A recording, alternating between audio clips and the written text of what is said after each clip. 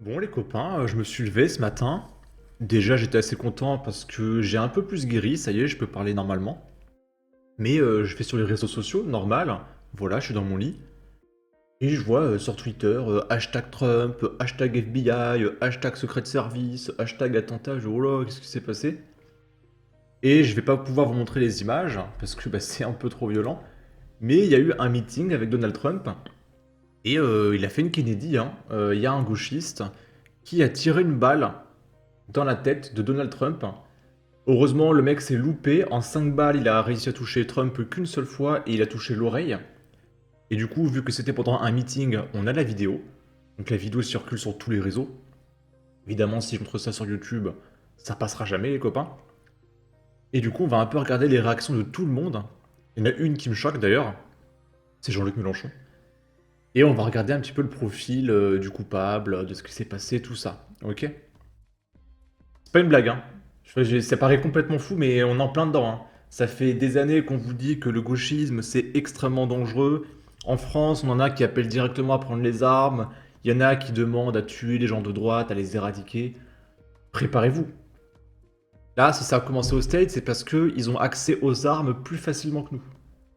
Mais vous inquiétez pas que les gauchistes en France, dès qu'ils auront accès à certaines armes, ça va venir, hein, pour Jordan Bardella, pour Marine Le Pen, pour les gens de droite, hein, de manière générale. Donc préparez-vous. J'espère vraiment qu'un jour, le gauchisme sera interdit par la loi, qu'il y aura un arcom de droite, et que dès que tu diras «Oh, il faut libérer les criminels», et hop, chut, censure totale, enfin, c'est insupportable, hein. Bon. L'ancien président américain a échappé à une tentative d'assassinat. Donald Trump a été blessé à l'oreille dans une fusillade survenue samedi 13 juillet lors d'un meeting électoral à Butler en Pennsylvanie. Parce que je rappelle que bientôt, c'est les élections présidentielles. Selon plusieurs médias américains qui ont reçu un communiqué de presse du FBI, le tireur présumé, qui a été abattu par les forces de l'ordre, a été identifié par les enquêteurs comme étant Thomas Matthew Crooks, un homme de 20 ans de Pennsylvanie, ont-ils rapporté ce dimanche 14 juillet. Le FBI a identifié Thomas Matthew Crooks, 20 ans, comme étant l'individu impliqué dans la tentative d'assassinat de l'ex-président Donald Trump le 13 juillet à Butler, Pennsylvanie, a indiqué le FBI dans un communiqué, etc. Ils se sont répétés 2 fois, ok. Donald Trump, blessé à l'oreille. Selon les vidéos diffusées sur les réseaux sociaux, Donald Trump venait de débuter son meeting, debout sur une estrade, quand plusieurs détonations ont été entendues. Après des cris d'effroi, les spectateurs se sont jetés au sol. Le candidat républicain a porté la main à son oreille avant de se laisser tomber. Plusieurs agents se sont précipités sur lui pour le protéger en le plaquant au sol. Au bout de quelques secondes, Donald Trump s'est relevé, l'oreille ensanglantée. Laissez-moi prendre mes chaussures, l'a-t-on entendu leur dire. Entouré par des agents de service secret, il a levé le poing en l'air en signe de défi, sous les acclamations de ses partisans, avant d'être escorté jusqu'à sa voiture. J'ai été touché par une balle qui a transpercé le haut de mon oreille droite, a affirmé Donald Trump sur sa plateforme Truth Social. Il est incroyable qu'un tel acte puisse avoir lieu dans notre pays, a-t-il ajouté.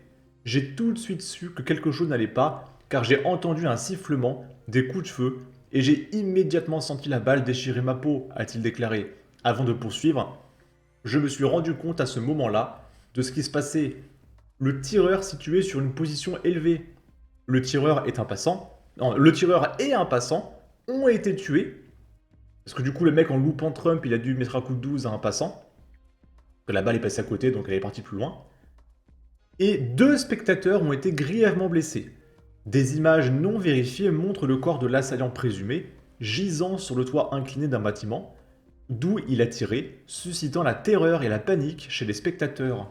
Lors d'une conférence de presse samedi soir, le FBI a confirmé que les tirs étaient bien une tentative d'assassinat. Nous sommes proches d'une identification de la personne ayant tiré sur Donald Trump, avait indiqué un peu plus tôt le responsable du FBI, Kevin Rojek, lors d'une conférence de presse.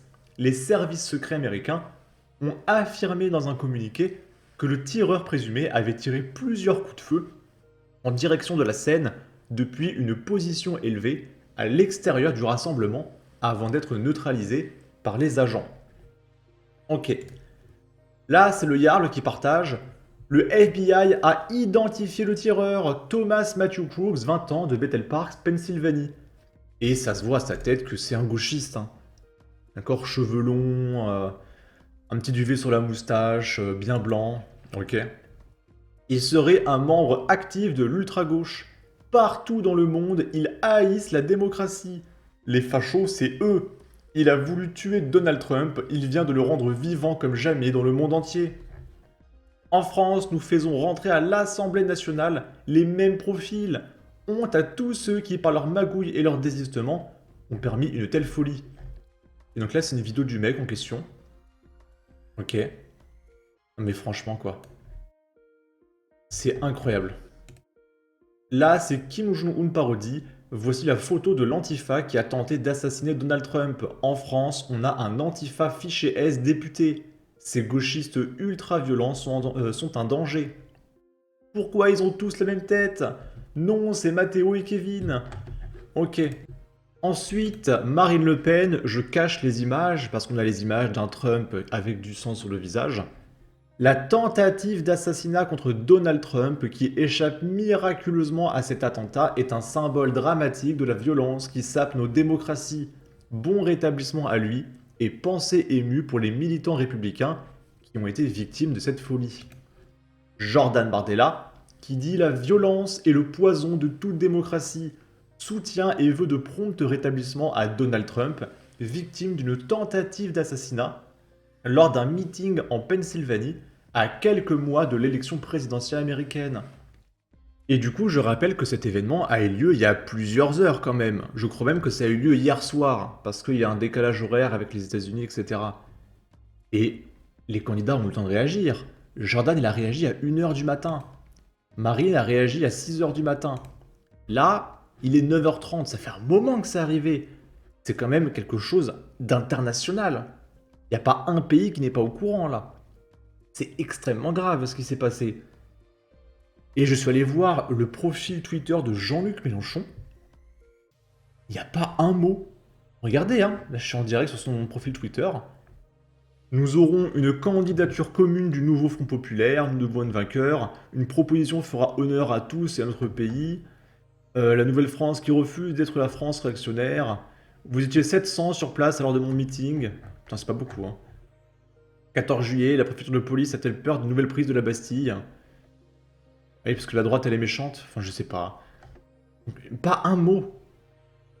Le mec est candidat à l'élection présidentielle et un adversaire assez important des élections législatives. Il y a le président des États-Unis qui se prend une balle, il réagit pas. Il s'en fout.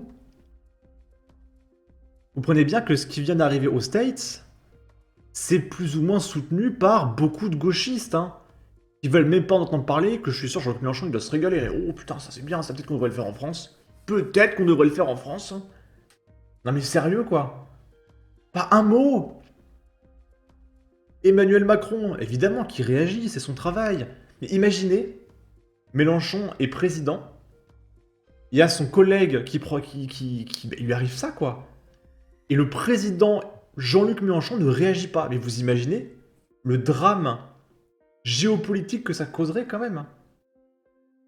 Mais pensez au président Donald Trump, victime d'une tentative d'assassinat, à qui j'adresse mes vœux de prompt rétablissement. Un militant est décédé, plusieurs sont blessés.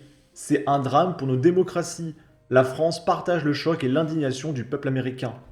Et il a fait le même tweet en anglais. F de souche qui dit 2 morts dont le tireur selon un journaliste du Washington Post. Un autre est gravement blessé. Ok. Sur Mulot News qui fait une blague, parce que Joe Biden confond tout. Récemment, il avait appelé Zelensky, il a appelé Vladimir Poutine. Il a confondu. Et du coup, sur Mulot News dit Flash, c'est terrible ce qui est arrivé à Kennedy, déclare Joe Biden. Là, c'est Sandrine Rousseau qui condamne. Ok. Condamnation de toute violence en quelques circonstances que cela soit. Toutes mes pensées aux personnes blessées et aux proches de la personne décédée. Prompt rétablissement à Donald Trump. Ok. Et j'ai pas regardé, mais on va voir un petit peu les Mathilde Panot, tout ça. Bompard, je peux pas voir parce qu'il m'a bloqué. 12 heures. Non, non, non, ils sont mobilisés, avec, Ali Diouara, OK. J'ai eu l'honneur de participer à ce jour à la cérémonie. Fonds populaire. Non, non, Mathilde Panot, pas un mot. Pas un mot de Mathilde Panot, OK. Marine Tondelier, qui est candidate Premier ministre au nouveau Front populaire, est-ce qu'elle a quelque chose à foutre? Il y a 13 h, retrouvez-moi demain dimanche, etc. Abasourdi par la nouvelle, Jean-Claude Lenoir, combattant infatigable de la solidarité avec les exilés, etc. Mais c'est fou! Les gens de... Là, il y a Marion Maréchal aussi qui avait dit un petit mot. Mais les gens de gauche, à part Sandrine Rousseau, ils s'en foutent. C'est terrible. Si je regarde Thomas Portes, le mec qui est accusé en plus d'être un petit peu proche des frères musulmans, etc., d'être financé par les terroristes. Là, il parle de Clémence Guettet, la Macronie, elle est très méchante, Assemblée nationale, non, ils s'en foutent. Mais vous voyez quand même, je le fais en direct, à part Sandrine Rousseau, il n'y a pas une personnalité de gauche qui en a quelque chose à foutre, qui est le président des États-Unis qui a pris une balle, quoi. Manon Aubry, elle est sur tous les plateaux TV, elle en parle même pas. Mais est-ce que vous vous rendez compte? Ces gens, en quelque sorte, doivent être très contents de ce qui vient de se passer. Parce qu'en France, ils font des menaces de mort. Ils aimeraient tellement le faire en France. Mais préparez-vous, le danger c'est l'extrême droite apparemment, mais préparez-vous. Préparez-vous. Bon, en tout cas, n'hésitez pas à donner votre avis, votre opinion, à partager, liker, commenter, ça aidera au référencement de la vidéo sur YouTube. Abonnez-vous, suivez-moi sur Twitter, prenez soin de vous, faites très attention. Salut!